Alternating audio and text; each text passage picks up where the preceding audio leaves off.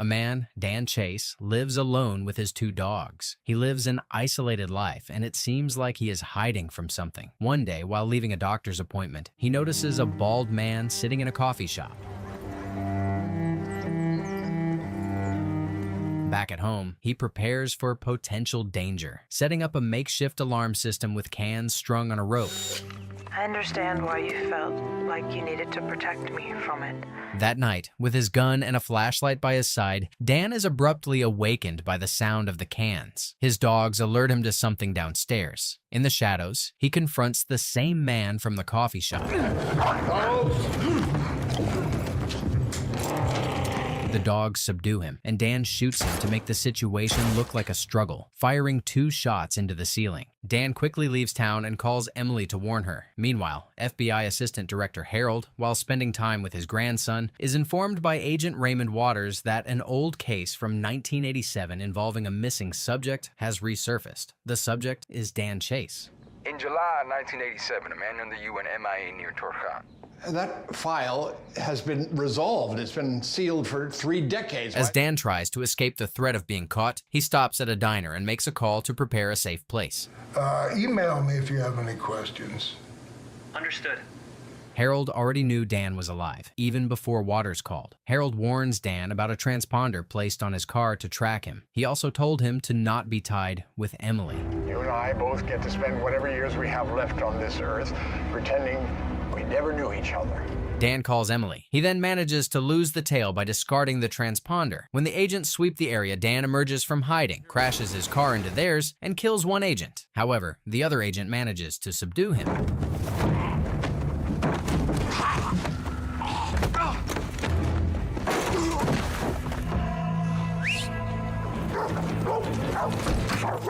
As Dan is captured, his dogs are left behind. He then crashes the car again, and with the help of his dogs, manages to escape.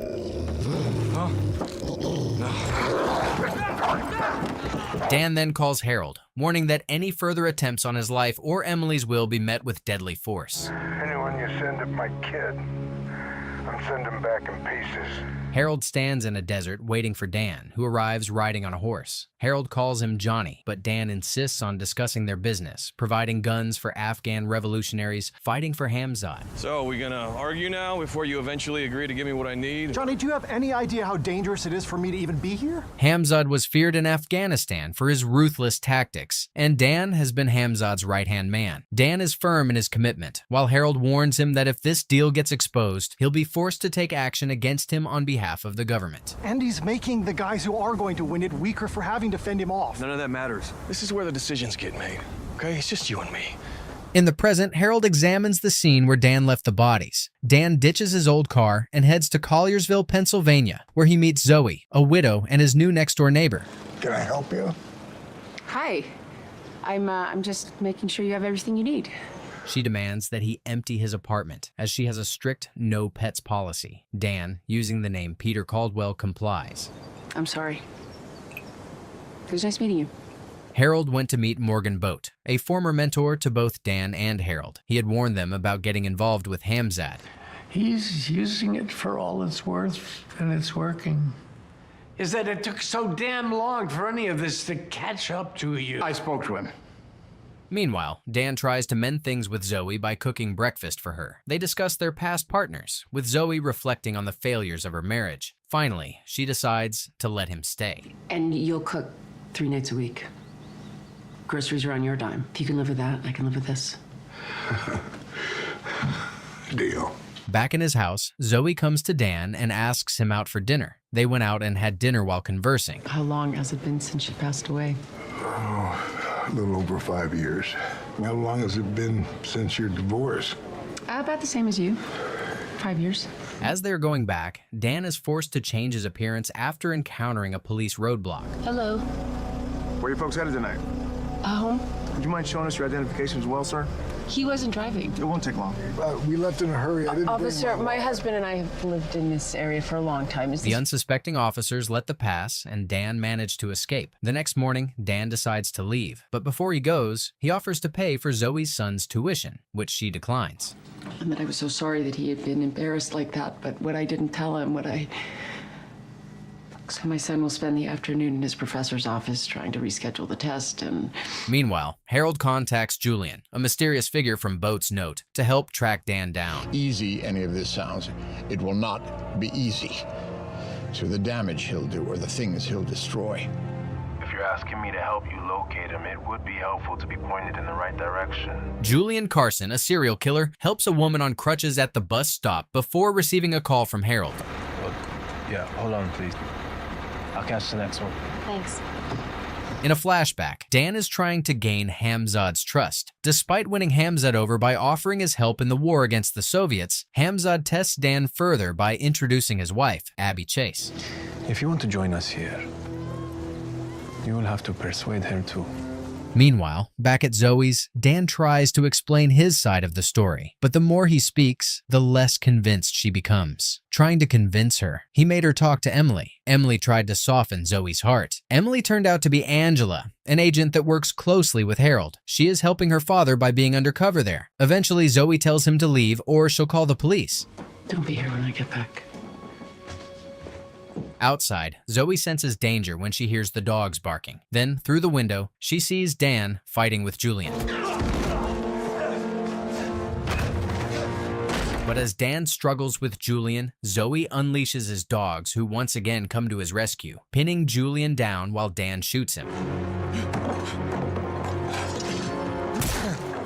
Outside, he prepares to shoot the CIA drone surveilling him. In the flashbacks, Dan tried to convince Abby of his motivations. She represents skepticism towards the U.S. in war-torn nations, shaped by their history of supplying weapons and supporting various factions. Then maybe you can even cause a little chaos in their ranks, but you cannot solve our problems that way. After losing their drone, the CIA agents gather to talk. Tensions rise as the agents clash, with Harold and Angela viewing Waters as a stooge of Hamzad. So? Why would anyone from Langley choose you? Harold then reveals the true reason behind Hamzad's revenge spree. Dan took Hamzad's wife from him. So she left her warlord husband and followed the American back home. Zoe has been taken hostage by Dan. He drove to a remote place where he had a flashback of Abby. Until I know which kind you are, I will assume the worst and protect my husband from it. Zoe emerges from the trunk of Dan's car. Shaking, she stands a few feet away while Dan calmly instructs her to call her son Jason and reassure him that she is okay, and to let him know when the FBI shows up at his house. The FBI is going to knock on his door. They're going to ask him some questions. Meanwhile, Angela, who is revealed to be Emily, is spending time with Harold's grandson. Later, Emily calls her father, learning that he's currently in Colorado but plans to move to Los Angeles. Yeah, well, there are people out there who've got grudges against him as well. Dan has an investment company there, Corsair Finance, but his real purpose in LA is to draw attention to Hamzad, hoping to attract someone with a grudge against him and let them deal with the fallout. Stick with me, Emily. We'll get through this.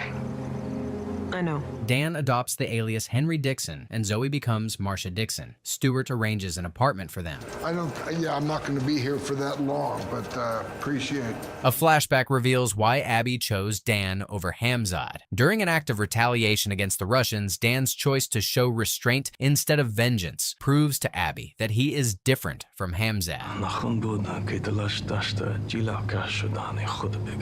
Julian reappears now in his front-end job disguise. He discusses the incident with his partner and encourages Julian to contact Harold. Over the phone, Julian suggests there may be a mole in Harold's team. Ready to depart alert. Did he know I was coming? Or someone on your end tipped him off that something was coming? Do you have any idea who your mole might be?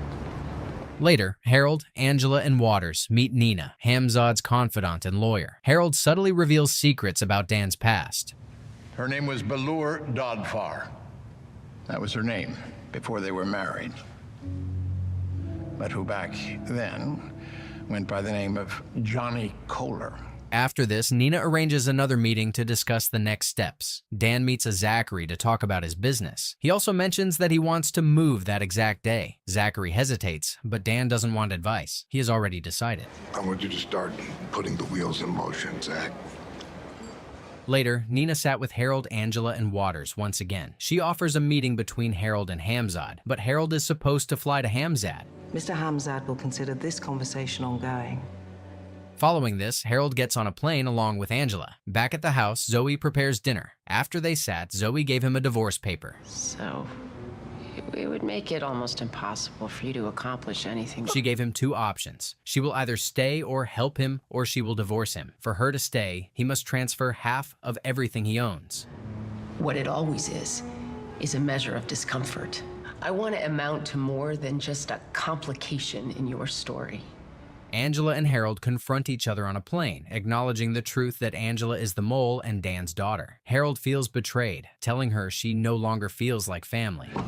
Jesus, I don't even know what to call you. You think I'm someone different now than I was 5 minutes ago? I think you've been... Angela, conflicted, tries to reassure him, but both she and Harold remain unsure about what the other will do moving forward. You're going to have to make a choice about which one of you emerges.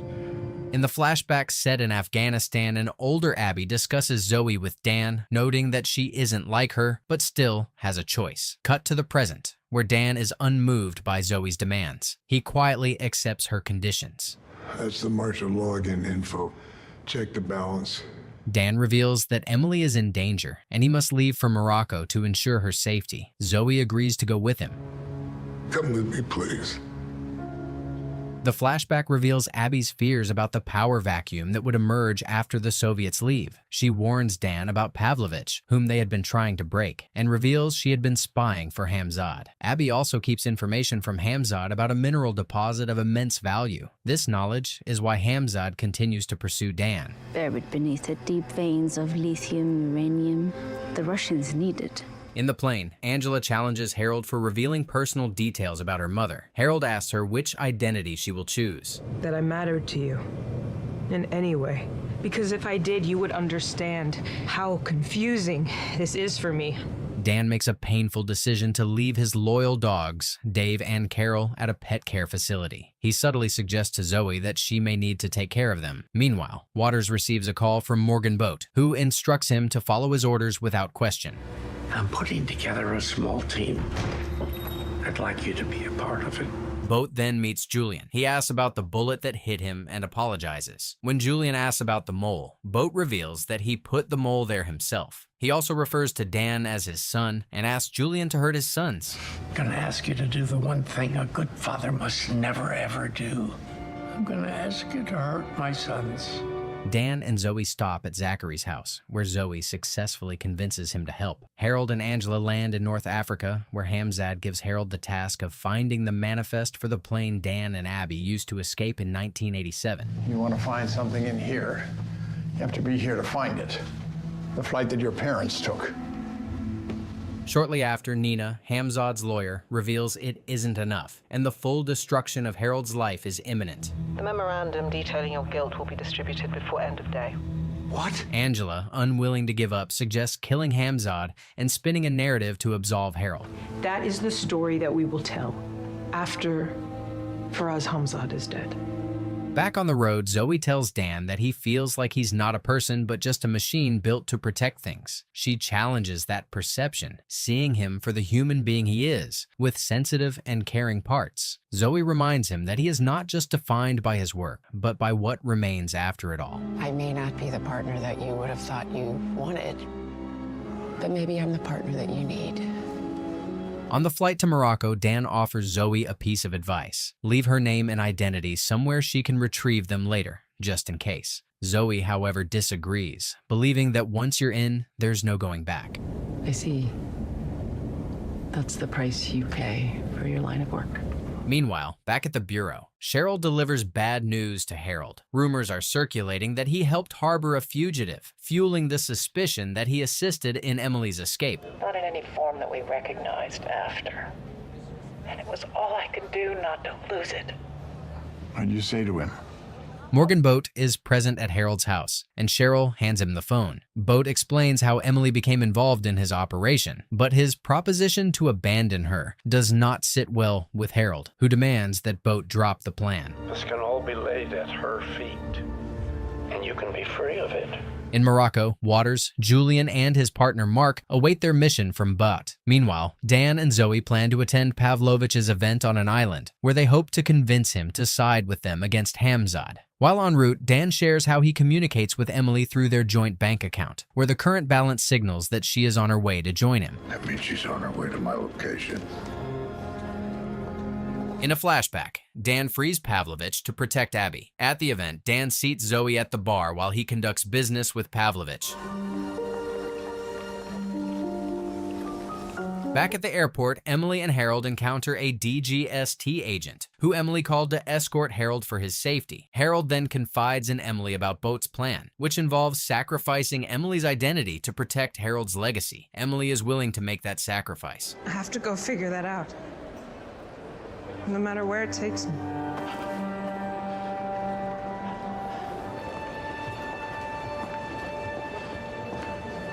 Zoe is approached by Nina at the bar. Meanwhile, back at their meeting, Pavlovich remembers Dan. He recalls their brief meeting and admits that Dan's favor is the one debt he truly values. Who once saved my life. Of all the debts I've owed in my life. But Pavlovich's tone shifts, and he confirms that Hamzad has already manipulated him into betraying Dan, offering Pavlovich a favor in exchange for delivering Dan to him. Despite being outnumbered, Dan manages to escape, deciding not to kill Pavlovich a second time. That's twice.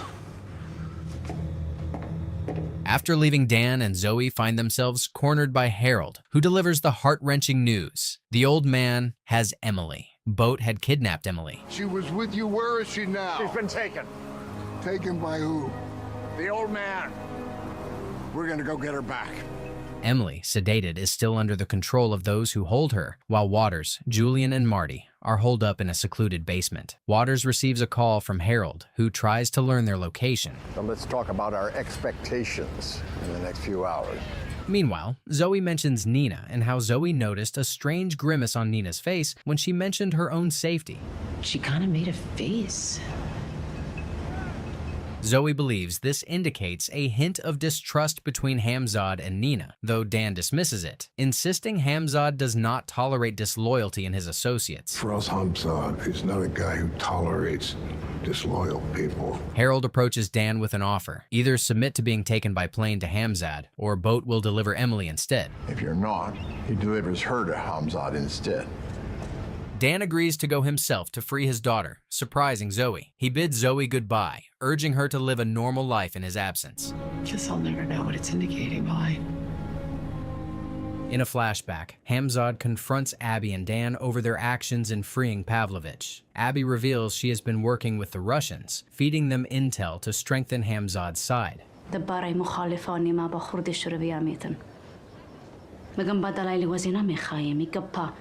Despite this, Hamzad is enraged when she refuses to disclose the location of the mine she discovered in Panjshir. Abby argues that the mine's power could corrupt anyone who seeks it, and she refuses to let Hamzad control it.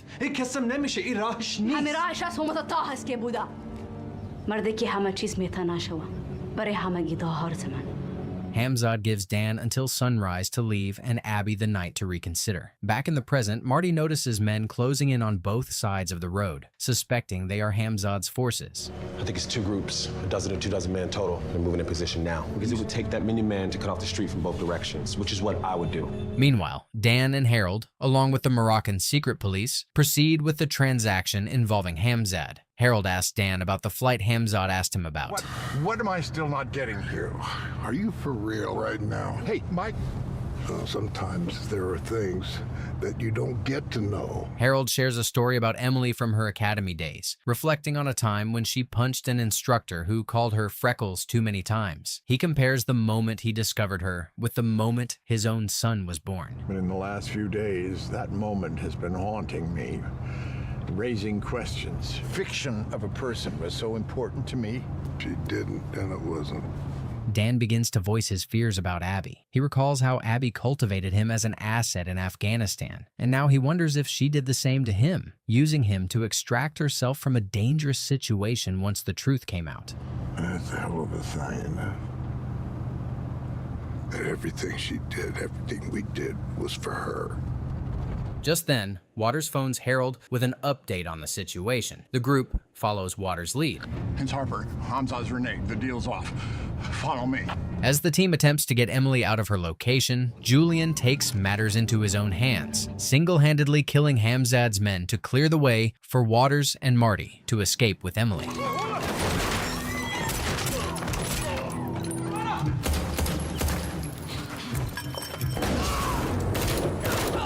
However, their attempt is thwarted by a woman in Hamzad's camp who kills both Waters and Marty. Come on! Whoa, back up, back up, back up! The Moroccan secret police urge Harold to turn around and leave, but Dan and Harold decide to continue on their path. They fight off the cars blocking their way and head toward their destination.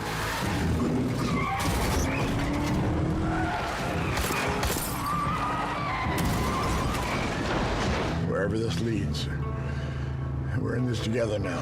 When they reach the destination, they discover that the van is empty, and both Waters and Marty are dead. Dan reveals the truth about the manifest that Hamzad had asked him about. The flight that Dan and Abby took in 1987 carried Hamzad's daughter, who was with them when they fled to America. Dan's decision not to kill Hamzad that day was motivated by the presence of Hamzad's daughter, who was in the same room. But in that moment, I couldn't do it. Elsewhere, the woman who killed Marty and Waters tells Hamzad that Parwana is back, and Emily emerges, covered in a scarf, revealing her true identity. Emily is Hamzad's daughter. Dan and Harold are deep in Afghanistan, sneaking through the country in a truck. Suddenly, their truck is ambushed. Amid the chaos, their driver is killed, and 2 attackers are eliminated by Dan. Wait a minute. Wait! No! So that's a problem. Returning to the problem at hand. The fact that we have no idea where we're going. With their plan now compromised, Dan orders Harold to call their contact, but Harold refuses and uses Ahmed's phone to find their next destination. Stop assuming that you know what I'm thinking, and stop telling me what else I should be thinking instead. It's safe to assume that that's where we were supposed to meet our contact from the resistance. Despite the setback, Dan knows the area and drives them to the next location, where they're supposed to meet a contact who opposes Hamzad. However, when they arrive, they find a group of armed men who believe they are enemies. Just as one man prepares to kill Harold, another man, Omar, intervenes and saves them. We were ambushed on the road. He's dead. Soldiers for hire. The woman was kidnapped by Faraz Hamzad. Well, Kibaran, Posture. But we must be careful. The Taliban has spies everywhere. Come. Omar takes them to a high vantage point to show them Hamzad's mining operation, which has grown significantly in power over the years. He hated those guys almost as much as he hated the Russians during the war. How much money must be in the ground that no one will even talk about how much money is in the ground? Hamzad has allied with the local governor and the Taliban, making him a formidable figure, with spies everywhere. Hamzad controls the mine and has positioned himself as a key middleman between the American government and the Taliban. Why doesn't the Taliban just come in and take it for themselves? Because your government has sanctioned them all. Your friends aren't afraid to cross him. I just want to make sure you aren't before we go any farther. When Harold and Dan arrive at their contact's location, they find everyone dead. Harold tries calling Marianne. She mentions Ali, the commander's right-hand man, leaving Harold confused about Omar's true identity. Who's Ali? Commander Abdul Nazar's man, Ali. Omar becomes increasingly interested in why Angela is so important, enough for people to risk their lives for her. A fight breaks out, with Omar demanding answers.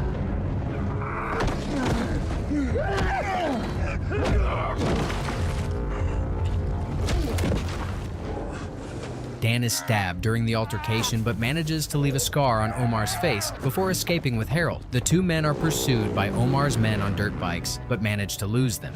Come on. Get up. So what did we just walk into back there? Taliban intelligence.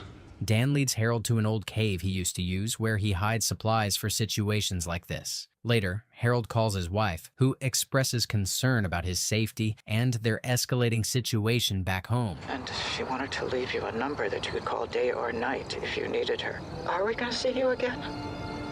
Meanwhile, Dan is tormented by a nightmare about Hamzad. When he wakes up, he sees a figure. It's Hamzad.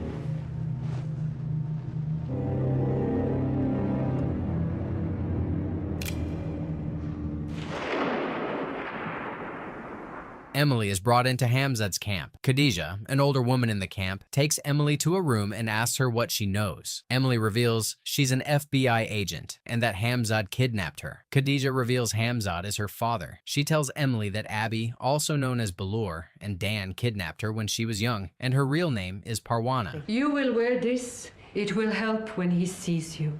Your father is Faraz Hamzad. I mean, he must want to see me. No. Two women enter with an old video camera, setting it up in the room. When Emily turns on the camera, she is shocked to see a video of a young Hamzad playing with her, singing, and interacting with her as a child.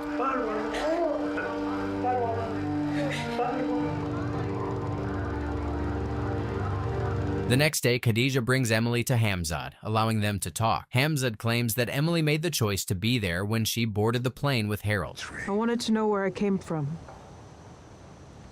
This is where you came from. I want to know about my mother. What did they tell you? That you were dangerous to my mother. Hamzad paints Balur as a cold, betraying woman, quick to abandon others, but Emily refuses to believe this. There must have been hope in her and love in her. I have come so far from where I started. Meanwhile, Omar arrives at the camp offering his services to Hamzad. Omar, a man from Kabul's ministries, has heard about Hamzad's problem with an American agent and wants to take Emily off his hands. He threatens Hamzad by bringing up a lithium deposit near Meshbahar, a valuable resource that Hamzad is not exploiting due to missing tribute payments.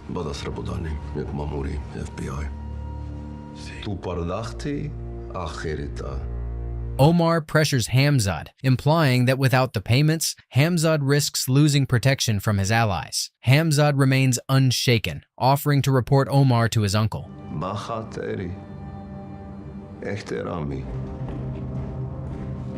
Hamzad confronts Emily, accusing her of being like her mother. Hamzad tries to choke Emily, but he stops himself.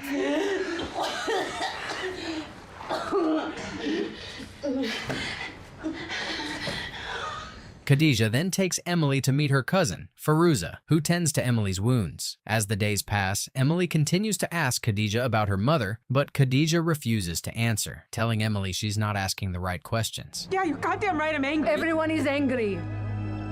When you are ready to ask different questions, you will know where to find me. Emily starts settling into life in the camp and grows closer to Fairuza's son, Farouk. Farouk offers to teach her the local language.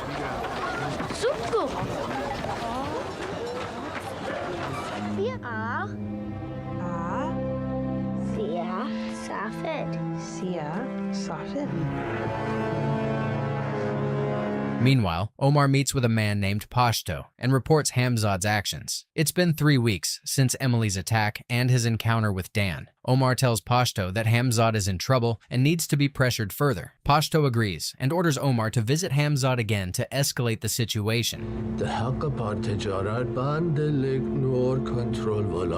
Khadija, still anxious, makes a call asking about the mining operations. She learns that the operations have been stopped, and the violation of assurances has put them in an even worse position. They have put us in an impossible situation. The next day, Omar arrives at Hamzad's camp with armed men. Omar threatens to conscript every boy in the camp, demanding that Hamzad face him in front of them.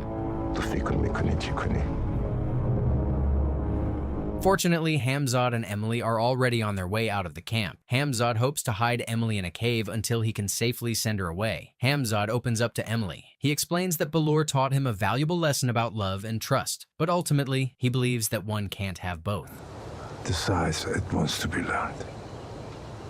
As they approach the cave, they hear movement and quickly draw their guns. Hamzad heads inside first, with Emily securing the perimeter. A gunshot rings out, and Emily rushes toward the cave to check what happened. Harold is the one who shot Hamzad. In an emotional moment, she hugs Dan, asking why they came.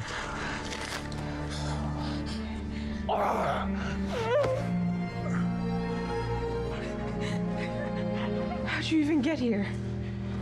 Marion, it's time to go home now. Despite the obvious answer, Emily insists she won't leave Hamzad to die. Harold, trying to keep things moving, insists that a chopper is just a phone call away and that they need to escape. I told you to look after Cheryl and Henry, and not me. Emily's main concern is not just Hamzad's fate, but the people in the camp. She begs Dan and Harold to help her, even as Hamzad tells her to leave. You have to go. No, not like this. Not with you like this. The family, everyone there, they're in danger. They need him. You going to help me? Yes. After much back and forth, Emily admits that her arrival in the camp has endangered everyone. Dan, understanding the gravity of the situation, agrees to help and warns Harold not to push Emily too far. We're taking him home.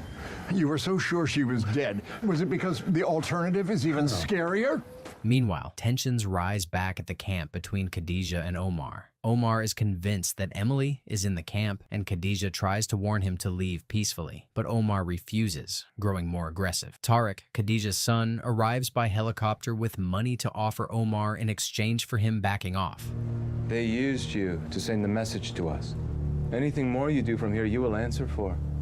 After seeing the money and hearing Tariq's warning, Omar starts to leave, but Tariq is worried about what comes next. He informs Khadijah that their accounts have been frozen by a man named Boat. We have bigger problems than that right now. What could be bigger problems than this? Have you ever heard of the man named Morgan Boat?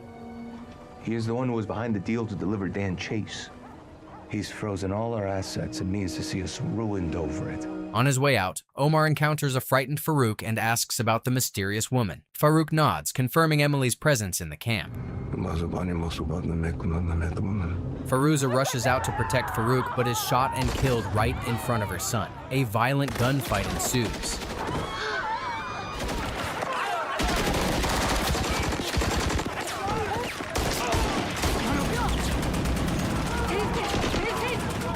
As Hamzad and the others make their way back to the camp, Hamzad is in critical condition, bleeding heavily. During the ride, Dan asks what Hamzad said to Emily, but Hamzad refuses to answer. Emily, processing everything happening around her, begs Dan to give her some space to process.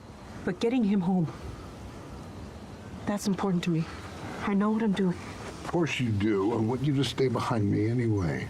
As they encounter Omar's men and take them out, Omar calls and demands that Hamzad return to the camp with the American woman. Emily, determined to help, offers to go with Hamzad and even threatens to reveal her true identity to save him and the people in the camp. So I can defuse all of this. How on earth would you do that?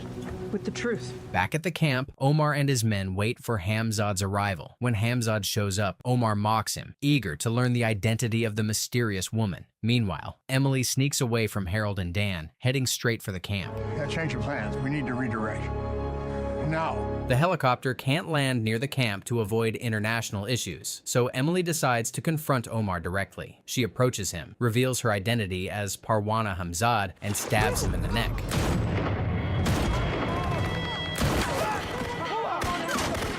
A gunfight erupts, with Dan covering Emily's back from a distance. Despite their efforts, Omar and his men are too strong. Just in time, the American chopper arrives with reinforcements. Emily walks toward Omar, who is crawling on the ground. Without hesitation, she shoots him in the back of his head.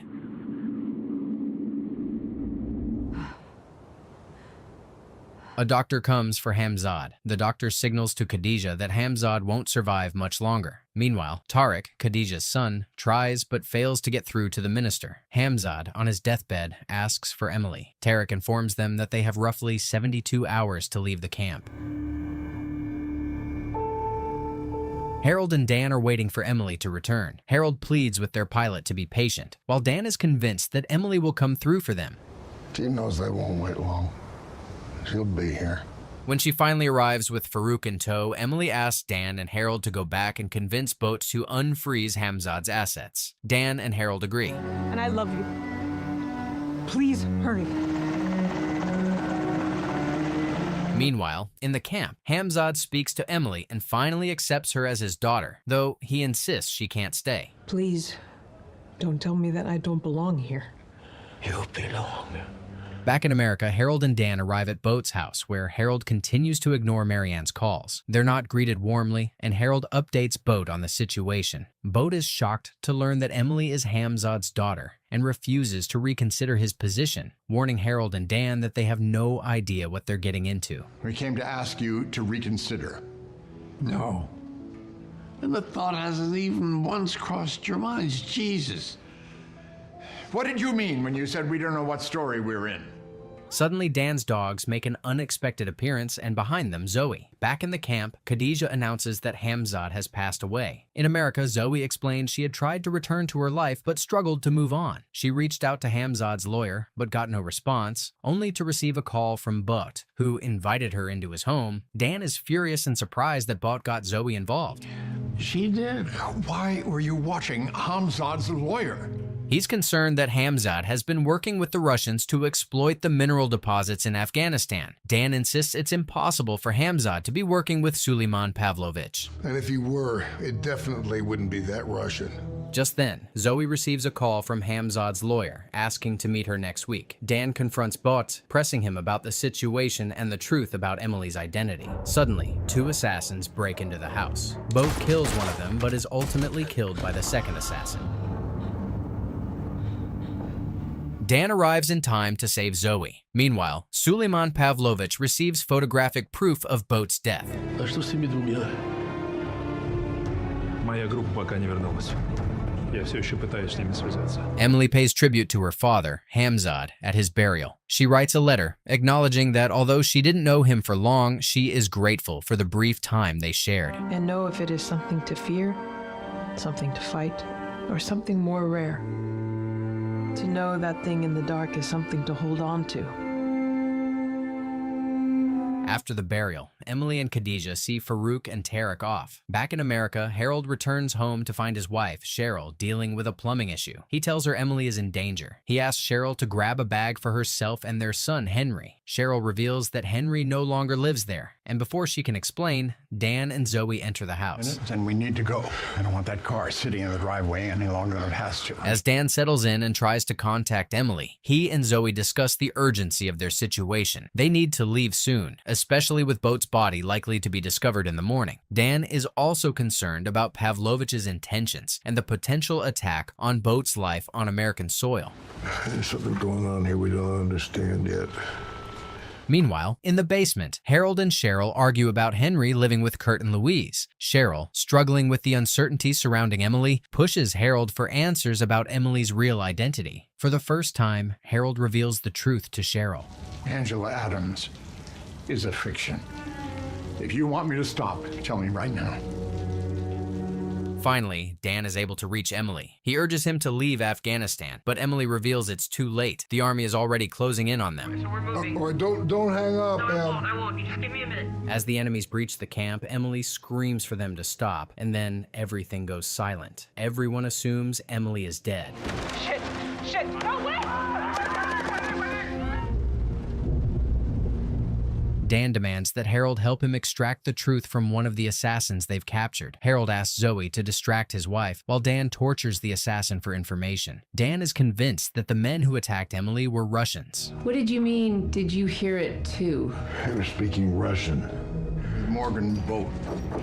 Did he ever mention Pavlovich? Meanwhile, Cheryl, still reeling from Emily's last words, asks Zoe if she knows more about Harold's secret life. Zoe admits that she's in a transitional phase, unsure of where she stands in all of this. Zoe eventually tells her the truth about Boat's death and how it might be tied to Emily's fate. The men that killed Emily were his men. Back in the basement, as Dan tortures the assassin, Harold reflects on the loss of Emily and his regrets. He sees the ghost of his son and regrets not being able to say goodbye. Harold is grappling with his past decisions and the impact of his work on his family. He asks Zoe about Boat's last moments, and Zoe reveals that Boat was sending a message to someone. Harold believes he now knows who Boat was texting. Something important to this puzzle that he needed to get into the hands of someone he trusted. Dan finally gets the information he needs from the assassin. The assassin reveals that Zoe, Harold, and Dan were also targets, though he doesn't know why. They speculate that Hamzad's lawyer might know more about why they were targeted. Zoe decides it's time to go to London and figure everything out. Harold, after a tearful goodbye with Cheryl, promises to work on their family issues once he returns. He sends Cheryl to a hotel for safety, believing they'll figure it out in the end. Harold walks toward the basement after Cheryl leaves, probably to kill the assassin. Julian tries to move on from his past, quitting his job and casually dating a woman he met at a bus stop. However, his old life creeps back in when Harold shows up uninvited at his house. I think Morgan Boat sent you an email just before he was murdered. After some back and forth, Harold asks Julian to consider helping him by showing him the last email Boat sent to him. I need you to show me what it said. Meanwhile, Dan and Zoe check into a hotel across from Nina's secretary's house, where Dan has set up a plan to watch her from a distance. Zoe, unaware of Dan's full intentions, later learns that this was part of Dan's strategy to keep an eye on Nina. Dan, still grieving over Emily's death, struggles with his anger, but recognizes that he must find a way to manage it better. With only 24 hours left before they meet with Nina, the two talk about Boat. Zoe shares the brief conversation she had with Boat, and despite their differences, Dan admits that Boat was a great teacher. Zoe, feeling conflicted about her role in the case, opens up about her sense of guilt and how she feels like someone who breaks things. But I know I'm someone who breaks things, remember? Julian refuses to help Harold. The two men start arguing. Harold presses further, trying to convince Julian. Finally, Harold left his number for Julian to contact him if he changes his mind. And you're on your own.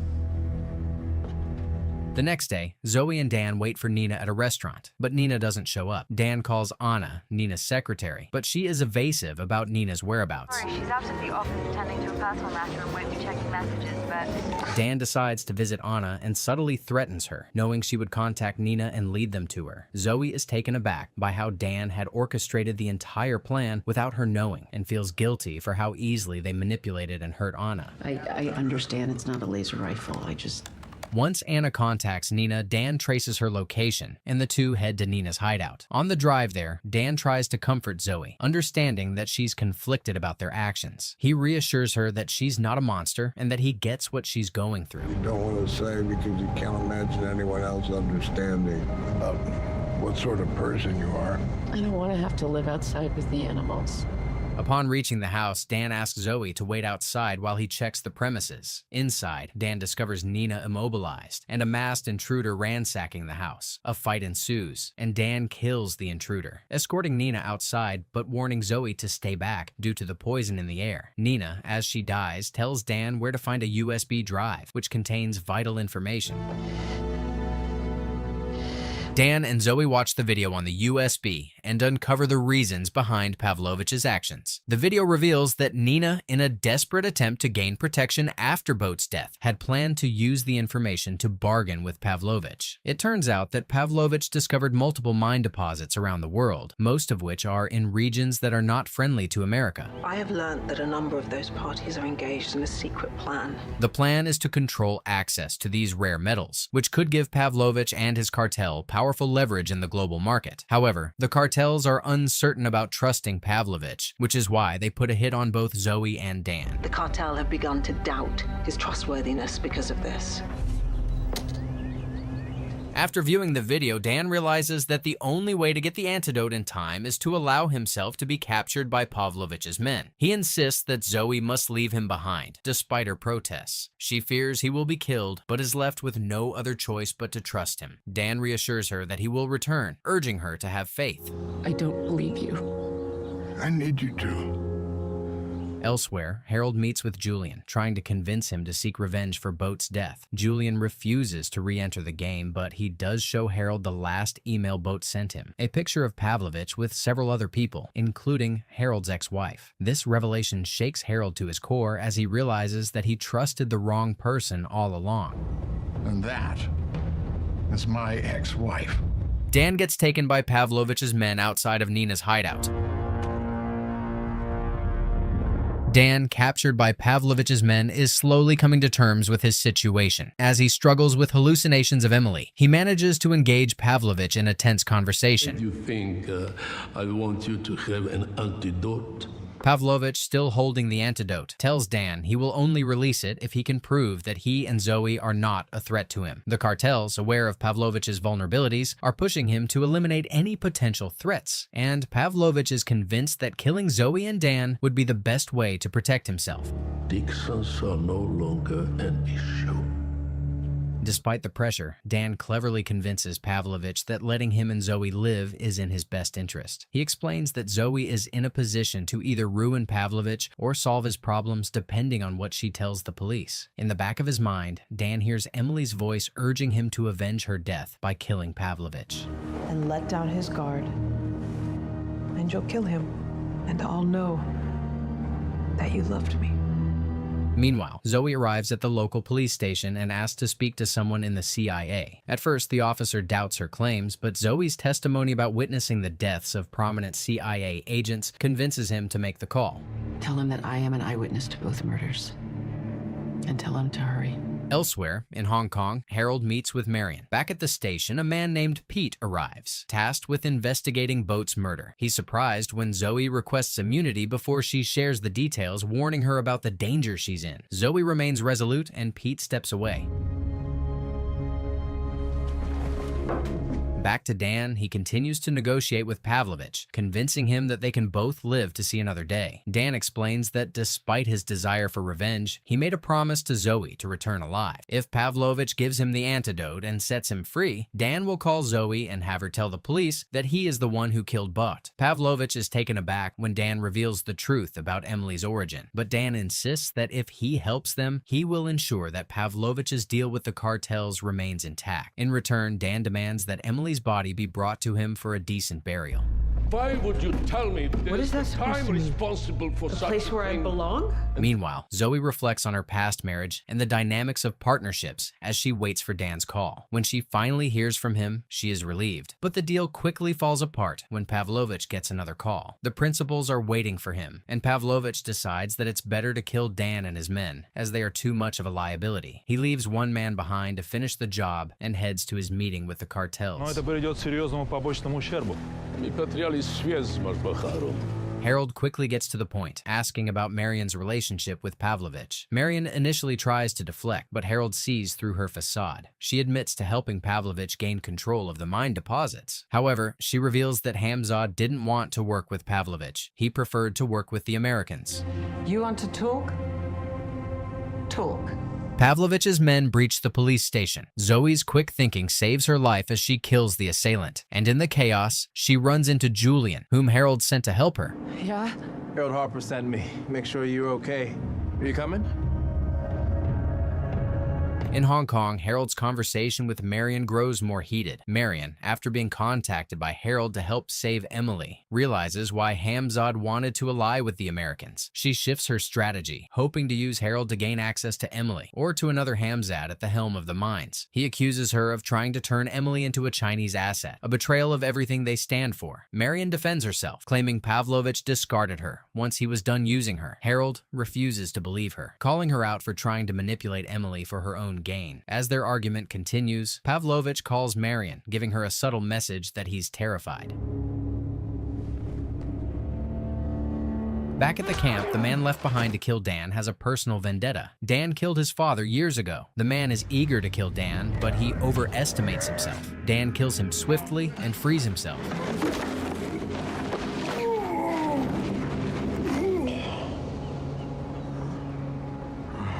Pavlovich is facing complications with the local militia in Afghanistan, jeopardizing his plans. As Pavlovich tries to assure the principals that he's working on it, the scene shifts to Emily, who is very much alive. She's now in charge of protecting the mines, determined to stop Pavlovich's plan and secure the future of the land. Do you have any idea who is behind this attack? A flashback shows Emily's survival after the Russian men attacked. It turns out that despite everyone assuming she was dead, Emily was alive and offered herself as the last remaining Hamzad in exchange for the safety of her people. She negotiates with the Russians, trading information to prevent further bloodshed, including the location of the mine and key players. I will tell you everything you want to know about this place, how it works. After bargaining for the lives of her people, Emily begins to manipulate Pavel, the guard assigned to her. Pavel is conflicted about his role as a mercenary, torn between his loyalty to his comrades and his guilt over abandoning his family. Emily slowly gives him valuable information, carefully positioning herself to ensure her people's survival. One night, when the captain asked her to name the people who might revolt so they can be killed, Emily seizes the opportunity to escape. She incapacitates Pavel, leading her people in a revolt to reclaim the mines and ensure their survival.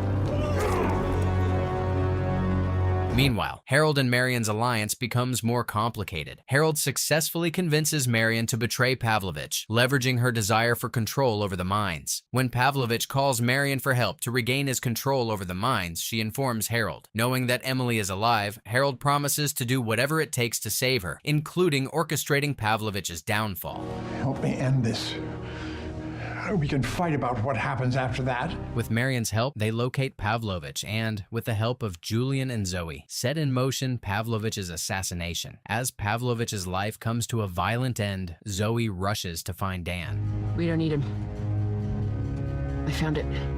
Zoe finds Dan and administers the antidote to him, saving his life. Julian, having completed the mission, takes them to one of Boat's safe houses, providing them with a secluded place to hide out. After a few days, Dan regains consciousness, and while Zoe suggests they stay a little longer, Dan remains on edge, aware that their peace won't last. Well, Julian knows, but Morgan trusted him. Despite the dangers that still lurk, Zoe finds solace in secretly communicating with her son, feeling happiness in their new life together. I've always been certain there was always something else out in the dark. You sound happy, Mom. You deserve that. Weeks later, Dan receives a mysterious package containing a phone and a number. He and Zoe visit a diner where they finally reunite with Emily, much to Dan's relief. Emily, who he had thought was dead, promises to explain everything later but insists there's something more important to discuss: Harold's capture. And she's trying to use him to bargain for control of the Meshbahar deposit. Marion has taken Harold, using him as leverage to gain control of the mines. Emily, now in charge of the mines, is unhappy with Marion's manipulations, especially in using her father against her. She needs Dan to help her secure access to Luke Barlow, a man from Dan's past. Lou Barlow had the connections to do that. It's the only way to do it. I know that you may not want to open that door again, but I need you to. Zoe, sensing something off, demands to know who Luke is. Dan hesitates before revealing that Luke Barlow was someone from his past, a person he had hoped to leave behind. Emily insists that Luke is the only way they can get to Marion, and the conversation quickly escalates into tension. Dan proposes a different approach, but Emily takes offense, questioning his reluctance to help Harold and her. She accuses him of hiding his darkness from Zoe, or perhaps simply not wanting to bring Luke back into the picture. The argument culminates with Emily calling in her men and declaring that the debate is over. She is no longer the daughter of Dan and Balur, but Parwana Hamzad, fully willing to leverage the power of the mines to get what she wants. Whether it means using force or taking drastic measures, she is determined to take control and achieve her goals.